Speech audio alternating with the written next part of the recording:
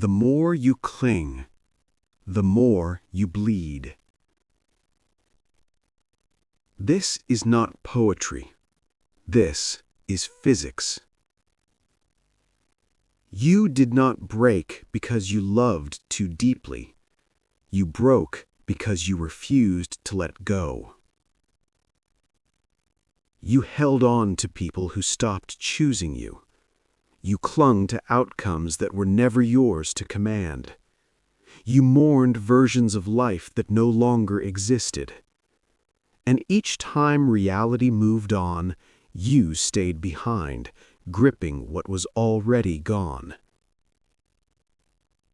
Stoicism does not offer comfort here. It offers a warning. Detach, or be destroyed by what you cannot control. Most people mistake attachment for love. They are not the same.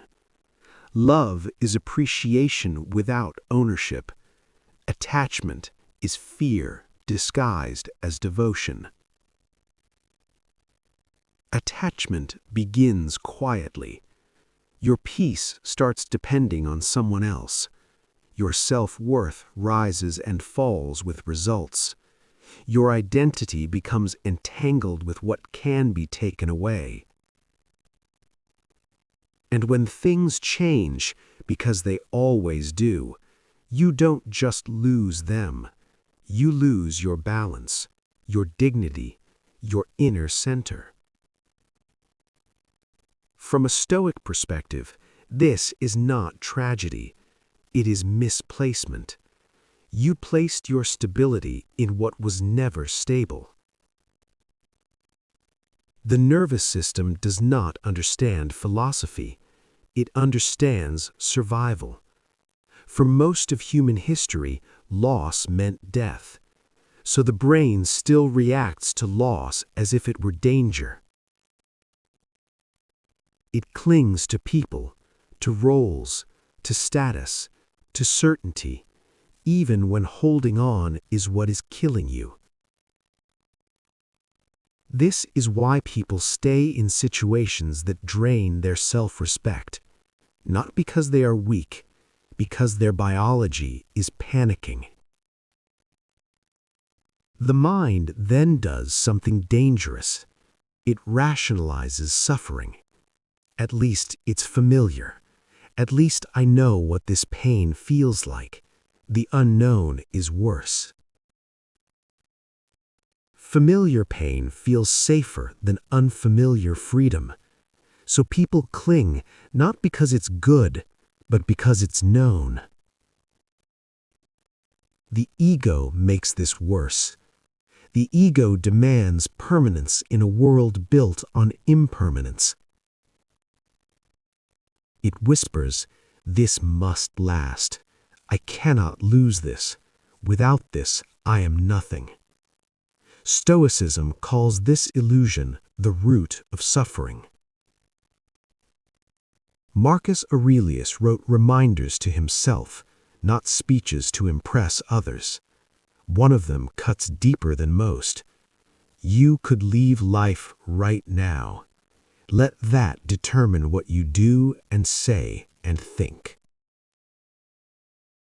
This is not morbid. It is clarifying. Nothing you have is guaranteed. Nothing you love is permanent. Nothing you rely on externally is safe.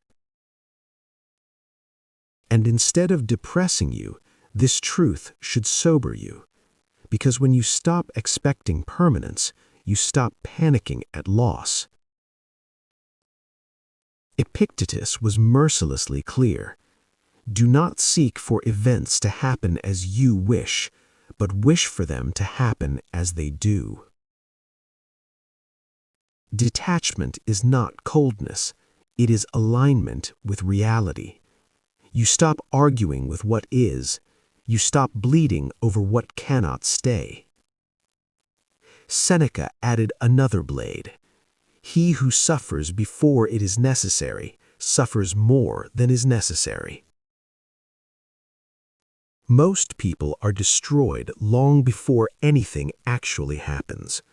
They replay, they anticipate, they rehearse loss until it becomes identity. Stoics understood this.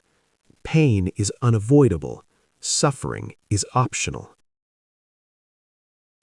Attachment creates fragility, because anything that can be taken now has power over you. People fear detachment because they misunderstand it. They believe, if I let go, I lose.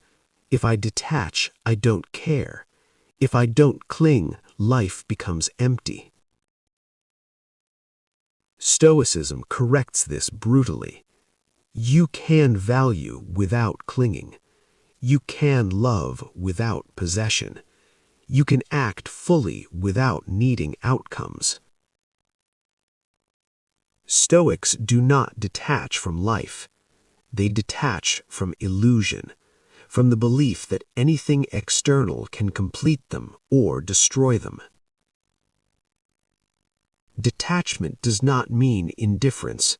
It means you stop making your inner state hostage to what you cannot command. You still care. You still show up. You still act with honor. But you no longer beg reality to behave differently. This is where real strength appears.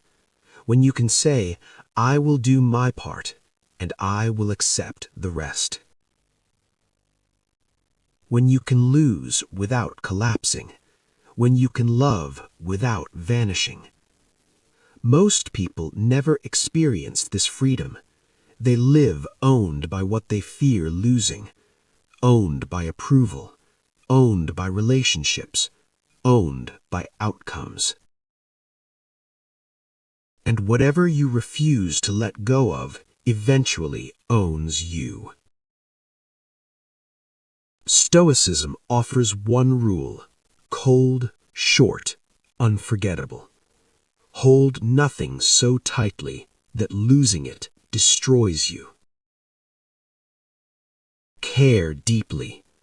Act honorably. Accept completely. Because life will take things from you, not as punishment, but as proof that nothing was ever yours to keep. The Stoic does not resist this.